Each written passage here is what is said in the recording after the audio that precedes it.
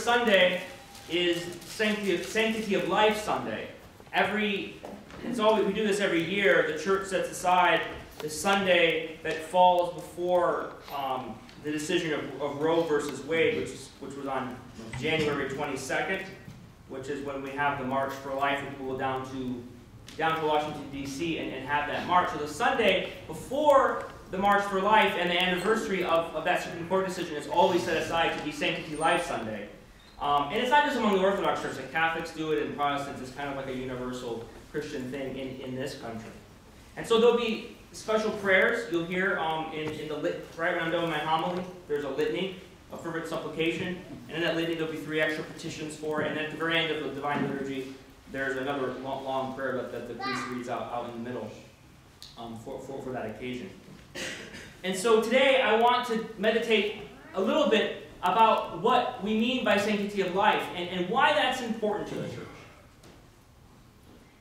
If you look at the Gospels, it's very much a story of the underdog triumphing.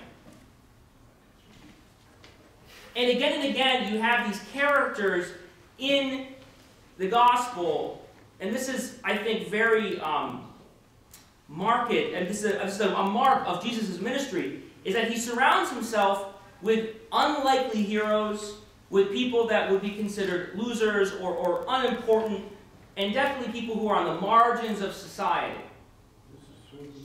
And it's those people that often are shown to be the people who change the world in history, who are close to God.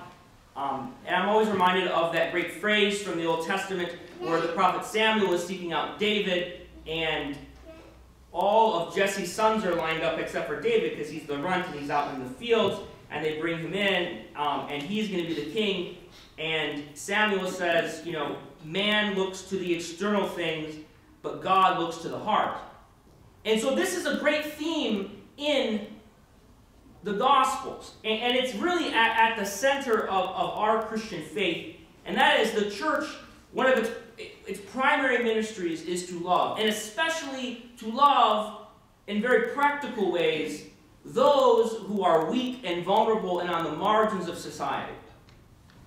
And so the church has always been, throughout its history, fighting for the rights, the protection, and the well-being of people who can't fight for themselves.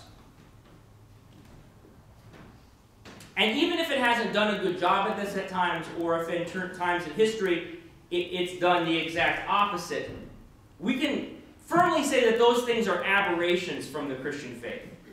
Because when you dig down to the gospel, and if you look at the lives of saints and the preaching of the church, right, we find that the church is there to protect women, migrants, minorities, the elderly, who are, vulnerable, especially in this country, often to abuse and neglect. Children who are vulnerable to abuse and neglect. Right? The poor, the disabled, right? Those who are sick. Right? The church is a place where all of those people are welcome.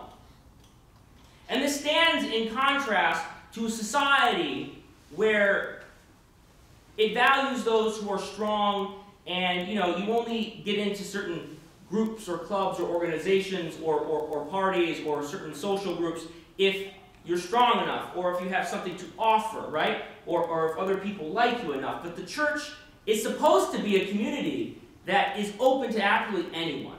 And if you're around churches long enough, you realize it does tend to attract people who have problems. It does tend to attract people who don't have anywhere else to belong to. And so sometimes in churches, you get weird people. You get strange people. You get people who are very needy, And priests have to deal with this sometimes. People who are we call them emotional vampires, So priests have to be careful this person doesn't suck all their life out of them to the expense of other people in the community. And that's just an illustration of this point that churches tend to attract that. And that's not necessarily a bad thing, because that's what we're here for, right? We are here situated in this town, in Saddlebrook, for the purpose to be available and open to anyone. no matter what their problems, and especially to care for and fight and be the voice for people who don't have a voice for themselves. And this includes especially the unborn, who cannot speak on their own behalf, and who, because of the choices of other people or consequences totally outside their control, often are the ones who have to bear the brunt of the consequences for us living in a world that's kind of broken and sinful and doesn't work right. And so the church stands firm in declaring that these people who don't have a voice have a right to life. And the church isn't just arguing for the unborn, because for us, the sanctity of life is the whole spectrum of life, right? From the womb to the grave. And so, at every point along this way, life is holy and sacred. And so this doesn't just mean protecting the unborn, it means protecting anybody like the unborn who are weak and vulnerable in our society, whom other people in society are steamrolling for their own purposes. Whether they're meaning to do that or they're conscious of that fully or not, we have to be there to stand up for that. But that also means that we have to do it in a way that doesn't become an excuse for us to become judgmental jerks and self-righteous about it. Because we have to come to this realization, and I think this is an important quality that anyone who's far enough on the spiritual life comes to realize. And this is what helps us not judge people, is when we fully understand that when someone is committing an offense against us, right, when someone's sinning against us or somebody else, that our inclination is to have pity and compassion on the very person who's committing the crime. Because we're fully convinced that that person is doing great harm to themselves. That the victimizer is also a victim. You know, there's this story, I think it comes from St. John of the Ladder, and I'm probably going to botch it, but I'm going to try to paraphrase it, is that there's these three monks, and they're on a journey back to their monastery, and they all receive the same offense at the same time. And, you know, the first is very offended and very, very upset about, you know, this offense that he was given, insulted. And he held his tongue for fear that he would say something in sin and you know, he would do something that would be harmful to his own soul. And then the second one rejoiced that he had the opportunity to suffer a hardship for the sake of Christ. You know? It's like, I have this opportunity. This is going to help me acquire more virtue. I'm going to become a more patient and humble person, right? And so that's what he said in his heart. And the third one wept for what that brother who had offended him had done to his own soul. And so St. John tells us what we have operating here are three things: fear, anticipation of reward, and finally, the greatest of all, love. For when we really love people, we realize that the people who are committing those crimes are also hurting themselves. And so this allows us to not be judgmental, but also to speak very powerfully for those who need a voice. Because the church is here to heal everyone.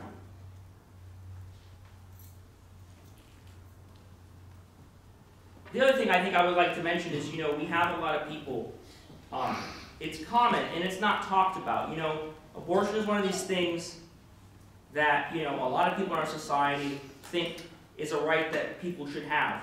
But no one likes to talk about what actually goes on. And women don't often talk about their experiences of that. It's something that's like, you know, when you're in good company, right? Like, you don't talk about politics, money, or religion, right? But especially, you never talk about abortion. And it's kind of hidden and not talked about. And a lot of women suffer with guilt and in wounds of having done something like this. And it's important for the church that we're there to help those women. Oftentimes, you know, women will come and in confession, they'll talk, or sometimes they'll confess maybe the sin of abortion. And often the church, the church does not put any penance on these women, because usually it's taken them like a decade or two to come and confess something like that, and they've been suffering great hardship, weighing under that weight for years, and they've already actually done their penance for the past decade or so. And so I think it's important for us to all remember and to know that the church is very forgiving and is here to help people heal from things that they regret doing. And so we all have to remember that that's what the church is here for. And we have to remember that as much as we need to defend the unborn, we also need to take care of women who are in very vulnerable situations and oftentimes have to make very difficult choices about what to do with an unwanted pregnancy, and are often not in a position that's ideal for this child to come into the world. And so we can condemn women all we want for doing this, and other people who support it, but we really have to make sure that we are not speaking beyond our own charity. And what I mean by that is we have to first and foremost spend our money and our time to care for women who are in crisis. And if we are not doing that as a church, locally or as a national body, we have very little place to say it. Because condemning people without acting out in self-sacrificing love is hypocritical, weak, and small. And I think this is the case for a lot of social issues that the church wants to preach out. We have to make sure that we have the moral authority to say such things. And I don't think we do. Because we don't do enough to help people who are in need. There is an organization that the Orthodox Church has. It's called Zoe for Life. It's called Zoe, and it's an organization that on the national level of the church that works to help women who are in crisis pregnancies, and they fund a lot of homes and places like that where women can go. And so I think what we should do, and one of the best ways that we can do to help defend these children who are unborn, is to help these women. And so at the end of liturgy today, we're going to take up an offering for Zoe for Life, which is a charitable organization of the church who operates and runs these programs for women. And we're going to take up a collection, and we're going to take that money and we're going to give it to that organization. Because we're going to put our money where our mouth is, and we're going to make sure before we cast judgment that we're acting in love. Because that has to be the place that any correction or prophetic voice speaking out to our society of saying certain things are wrong and undesirable has to come from. We have to make sure that we have a foundation of love first. Because anything else that comes out not only will not be effective, but it will be poisoning to our society and to our own souls. Which is often what a lot of this debate around abortion has become, is shouting matches, pride, and judgmentalness, and not something that's genuinely rooted out of love. Lord Jesus Christ.